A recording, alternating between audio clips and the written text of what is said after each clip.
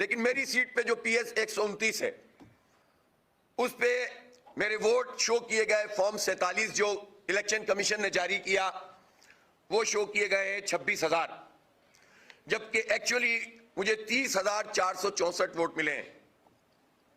लेकिन मुझसे ज्यादा वोट आजाद उम्मीदवार जो PTI के हैं उनको मिले हैं।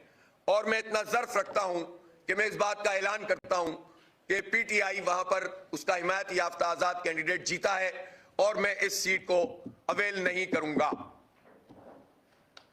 मैं इस सीट को अवेल नहीं करूंगा।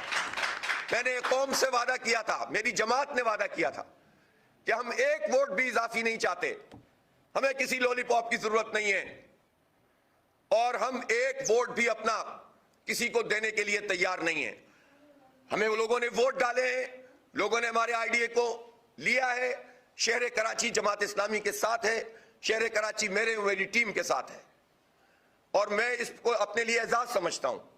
लेकिन अगर एक नेशनल वेव में लोगों ने किसी को भी वोट दिया है तो हम उसका एहतराम करते हैं।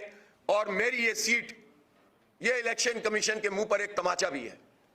हमें नहीं चाहिए खैरात की ये सीट, हमें हमारा हक दो। जो जीते हैं उनको जिताओ, जो हारे हैं उनको हराओ, जो एक एक सीट पे 3-3 हजार 4-4 हजार वोट लिए हुए हैं उनको आकर मुसल्लत कर दो और देख लो कि वो क्या तमाशा कर रहे हैं। कल देख लो कितनी फायरिंग उन्होंने की है, आगाज क्या किया है उन्होंने। ये चाहते हैं इस शहर के साथ तबाह हाल शहर को मजीद तबाह करना चाहते हैं, बर्बाद करना चाहते हैं। तो ये मैं शुक्रगुजार हूं अपनी टीम का कि जब मुझे अंदाजा हुआ कि कुछ 19-20 है, चंद सौ वोटों का या थोड़ा फर्क है, तो मैंने अपनी टीम से कहा कि मुझे एक एक फॉर्म चाहिए। जाहिर है उस पर वर्किंग की गई और रात 3 बजे तक लोगों ने डिटेल 1 दफा 2 दफा 3 दफा जब चेक किया तो पता चला कि वोट तो इलेक्शन कमीशन ने हमारे कम शो किए, लेकिन मैं कामयाब चूंकि नहीं हुआ तो मैं ये सीट वापस करता हूं। और आजाद उम्मीदवार जो भी माज नाम है उनका, क्या नाम है, सैफ बारी, वो जीता है जेन्युइन तरीके से, जिसके वोट बेचारे के 31,000 से कम करके पता नहीं 11,000 कर दिए गए। और MQM के जो वोट थे 6,010 वोट लिए हैं मेरी सीट पर MQM ने, जिसको 20,000 शो किया। और मुझे खैरात में ये सीट दे रहे हैं आप। इस पूरे निजाम के ऊपर को पलट देता हूं मैं अपनी सीट को और पूरे पाकिस्तान के लिए मिसाल है ये कि बाज़मीर लोग सामने आए। मैं MQM के भी उन लोगों से कहता हूं, अगर अल्लाह ताला ने उनको हिदायत दी और उनके अंदर कोई जमीर जागता है तो वहां आए सामने कौम के और ऐलानात करें कि हम नहीं जीते हुए। कल बड़ी हम भाषण सुन रहे थे, एक साहब के फतह मक्का के हवाले दे रहे थे, दीन की बात कर रहे थे, आम माफी का ऐलान कर रहे थे बादशाह सलामत। ओ भाई, खुदा के लिए जो वोट उन साहब को दिए गए उनके हासिल करदा वोट से 5-6 गुना 500% ज्यादा उनको देकर जिताया गया है। वो हारे हुए थे, बदतरीन शिकस्त हुई है मुस्तफा कमाल समेत तमाम लोगों को। बुके भी डाली, कब्जे भी किए, फिर भी जो है वो अपने वोट इतने भी नहीं कर सके कि किसी को बयान कर सकें। एक एक वोट सामने लाएंगे कौम के कि ये कौम के साथ क्या फ्रॉड किया गया है। मैं अपनी सीट वापस कर रहा हूं और जो सीट हमारी है वो हमें दी जाए। जिस पर हम जीते हैं वो हम चैलेंज करेंगे, जिस पे हम हारे उसको क्लेम नहीं करेंगे कि हम जीते हैं। वर्किंग हमारी मुकम्मल होती है, हम सामने लाते जाएंगे, अच्छी खासी हो भी गई है। और जो लोग भी जीते हैं, चाहे हमारे बदतरीन मुखालिफ क्यों ना हो, हम उसके लिए कहेंगे कि जो जीता है उसको जीतने दो, जो हारा है उसको हारने दो। ये क्या फ्रॉड पूरे कौम के साथ किया जा रहा है। इलेक्शन के नाम पर 38 अरब रुपए जाया करके कौम के, आपको अगर हाथ से लिखे हुए रिजल्ट देने थे तो ये तमाशा करने की क्या जरूरत है। शर्म नहीं आती नून लीग को, नवाज शरीफ को और बिलावल और जरदारी को और MQM वालों को तो फिर मैं क्या कहूं, जानते ही हैं उनको तो बहुत ही, उनको भी जानते हैं, इनको भी जानते हैं। शर्म नहीं आती, इस जाली मैंडेट के साथ ये अपनी स्पीचेस कर रहे हैं, पूरी कौम पर मुसल्लत हो रहे हैं।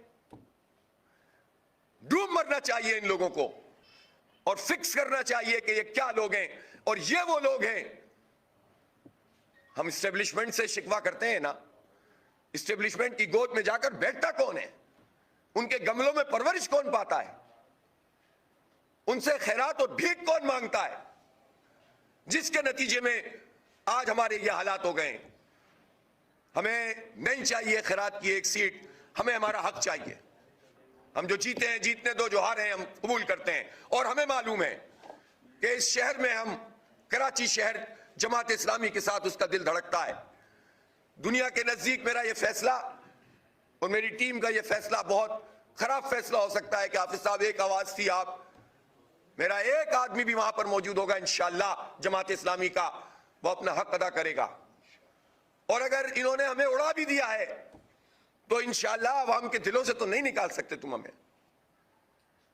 हम अपनी कौम का, पाकिस्तानियों का मुकदमा लड़ेंगे, जमहूरी तरीके से लड़ेंगे, पुरअमन मुजाहिमत करेंगे।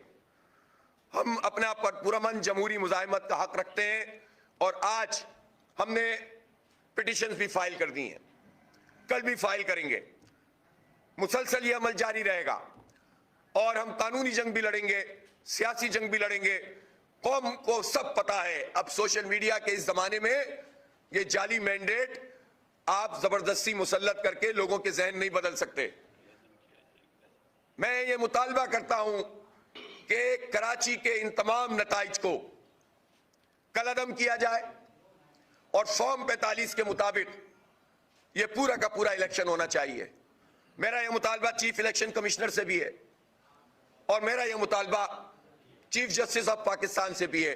जस्टिस फाइजा साहब, कहां जाएं लोग जब इलेक्शन कमीशन एक खिलौना बना हुआ हो, जब इलेक्शन कमीशन लिखे हुए रिजल्ट बता रहा हो, जब अवाम के राय पर शबखून मारा जा रहा हो, तो उस वक्त फिर हम जब आपसे अपील करें तो आप हमें कानूनी मुशगाफियों में टेक्निकलिटीज की बुनियाद पर आप अवाम को जो है मायूस नहीं कर सकते। मुझे लोग मिल रहे हैं, कह रहे हैं कि अब हम इस मुल्क में नहीं रहना चाहते। जालिमो, तुम लोगों को क्या बना रहे हो? तुम नौजवानों को क्या मैसेज दे रहे हो? जमहूरियत पे से एतमाद उठा के तुम क्या उन्हें दहशतगर्द बनाना चाहते हो? उनके हाथों में बंदूकें पकड़ाना चाहते हो? उन्हें स्ट्रीट क्रिमिनल बनाना चाहते हो? किसी माशरे में जहां इंतखाब होता है, जब इंतखाब के तरीके से लोग सामने नहीं आएंगे तो स्प्लिंटर ग्रुप बनते हैं। और भाई, हम मौजूद हैं, हम मेन स्ट्रीम में लोगों को रखते हैं। हम इन गुस्सा करने वाले नौजवानों को धकेल के लाते हैं कि नहीं, यही तरीका इंतखाब का, लूला है, लंगड़ा है, अंधा है, बहरा है, इसी में लड़ेंगे, इसी में जिएंगे, इसी से कुछ हासिल करेंगे। और जब लोग निकल कर खड़े हो जाएं, वोट डाल दें, तुम उनके मैंडेट पे कब्जा कर लो, फिर कहो कि लोग इंतहा पसंद क्यों बन रहे हैं। मैं एक मर्तबा फिर पाकिस्तान के नौजवानों से यह कहता हूं कि खुदा के लिए कोई गलत रास्ता इख्तियार ना करें। आज अगर इन्होंने ये हरकत की है, अब कौम में शऊर भी पैदा हो गया है और कौम ने उसका इजहार भी किया है। ये मजीद नहीं कर सकेंगे, आपको जिंदा रहना पड़ेगा, अपनी जिंदगी का सबूत देना पड़ेगा। पाकिस्तान से ना उम्मीद ना हो, ऐसा लगता है ये पूरा बैनुल अक़वामी एजेंडा है कि इन नौजवानों को इस पूरे मुल्क से मायूस कर दो, फिर जो चाहो करते रहो, इस मुल्क के हिस्से बकरे हम नहीं करने देंगे। ये बड़ी तमन्नाओं से मुल्क बना है, ये लाखों कुर्बानियों के बाद बना है। इस पर कब्जा करने वाले एहसास नहीं रखते कि इसके लिए लोगों ने क्या क्या कुर्बानियां दी हैं। हम अपनी नस्लों को तबाह नहीं होने देंगे, इंशाल्लाह हम लड़ेंगे इनके लिए। और हमारे नजदीक इस तरह की जाली चीजों की कोई हैसियत नहीं है। डूब मरे ये सारे लोग कि जो इस जाली मैंडेट के ऊपर जश्न मना रहे हैं। शर्म नहीं आती इन लोगों को। बस आज मुझे इतना ही कहना है, कल से इंशाल्लाह मैं और बातें भी करूंगा। इंतखाबी नताइज को कलअदम किया जाए, कराची के कमेटी बने, सुप्रीम कोर्ट की क़यादत में वो सारी की सारी जो है वो उसके ऊपर फॉरेंसिक ऑडिट करें, इसका दूध का दूध पानी का पानी हो जाएगा। और मुझे भी मालूम है कि मुख्तलिफ आरओज़ के दफ्तरों में जाली फॉर्म 45 बनाने का भी अमल जारी है इस वक्त। मारे छापा सुप्रीम कोर्ट का कोई आला सतही डेलीगेशन, तो पता चल जाएगा कि इस वक्त भी जब इन्होंने ये एक्सपोज हो गए बुरी तरह, अभी तो मैं डेटा और लाऊंगा आपके सामने, सूबाई और कौमी में क्या क्या किया है, फंस गए ये बहुत बुरी तरह। लो आप अपने दाम में सयाद आ गया, फंस गए ये जालसाजी करके, नहीं निकल सकेंगे। तो इसलिए अब फौरी एक्शन लेने का वक्त है चीफ जस्टिस ऑफ पाकिस्तान का। बहुत बहुत शुक्रिया।